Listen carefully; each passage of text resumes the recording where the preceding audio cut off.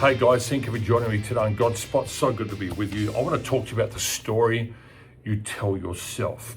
From the outset, the Gospels provide us with a glimpse into Jesus' self-awareness and his divine mission.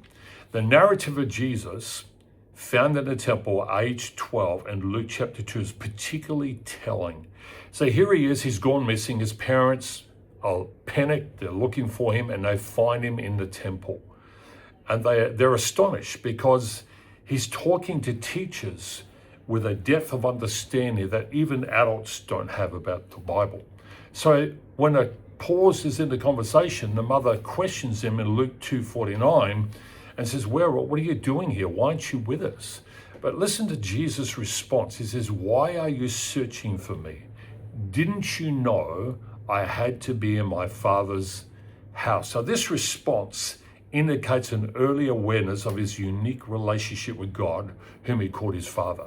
And never once do we find Jesus compromise. As he grew into a man, he never compromised to fit into the crowd. He didn't try to fit in. He always stood tall and was confident in his relationship with the Father. You see, that's because he understood the story about himself. And you and I need to be very careful too about the story we tell ourselves, and we need to understand who we are and be self-aware. Now, there's a few things we need to do if we're going to do this. Number one, caring too much about fitting in will kill your potential. I wonder how many you put your hand on and go, yeah, I really care about what people think about me. Well, if that's you, understand this, it can harm your mental health and it can make your life miserable because you can never please people. They're never pleased. And you know what? You're going to have to live with it. Number two, if people around you can't accept you for who you are, well, then maybe it's time to change the people around you. I know I did this in recent years. People couldn't accept me for who I was, and I changed it. And I'll tell you what, I have people around that surround me now that encourage me, and it was a great change. Thirdly, what we think about ourselves creates our thoughts and feelings, which determine our actions. What is the story you tell yourself? Think about it. Because whatever you're dwelling on, that story is going to play out in your life.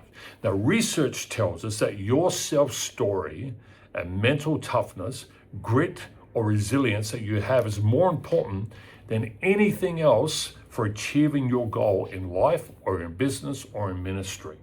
And we need more people in the world today who are confident in who they are, who are proud in who they are. But sometimes we lack the evidence to prove who we are to ourselves. So here's a way to build evidence that I think will really help you. Just some tips.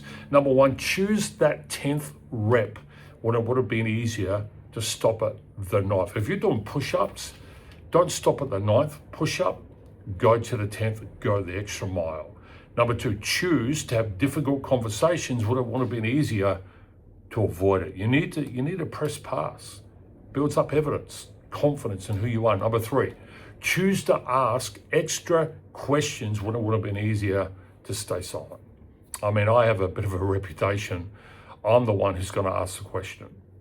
And I'm the one known for talking about the elephant in the room. I'm going to ask that question. People know it. And I don't mean to be rude. I'm not being arrogant. I just want to know. Number four, prove to yourself in 1,000 tiny ways at every opportunity, every day, that you have what it takes to overcome the challenges of life. The story you tell yourself is critical to your success. So listen, that's the end of the session today. There's a lot of you that do listen to my YouTube clips on Facebook. You might listen to it even in LinkedIn. But there's a lot of you that don't subscribe. And I want to challenge you in 2026. This is your year to subscribe to my YouTube channel. Go to YouTube, look up Scott Shirok, look for the Godspot blog, subscribe to it. And I hope you'll be blessed in listening to this. And then I want you to share it with someone else. And thank you for tuning in. Have a great day. Thanks again. 2026, woohoo, we're here. Let's go.